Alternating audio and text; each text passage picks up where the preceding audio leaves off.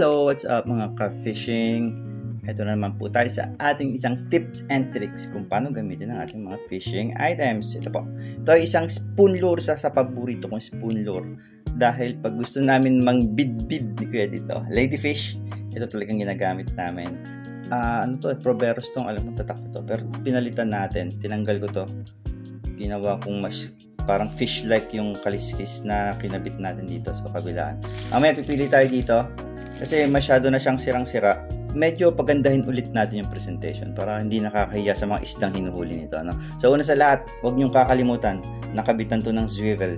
Pagka itinotrolling mo to, naikot siya ng matulin na ganyan. Para siyang naghihingalong isda. Yun ang gustong-gusto ng mga isda. Last na layout ko ito, 3 barakuda ang nito. Ang hinuli nito, malalaking barakuda. Meron tong 2 hooks na pares nito. Syempre, barakuda, kahit pala itong Kevlar assist na line natin, putol pa rin pala to sa kuda. So, kakabit na ulit natin ngayon. Medyo malaki na hook na 1 piraso na lang kakabit natin.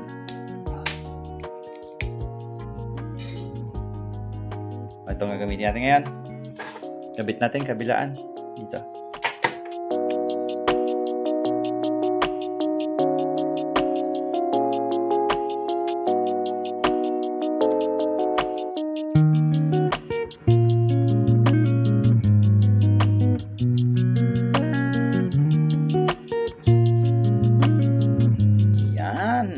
Diba? Ganda na.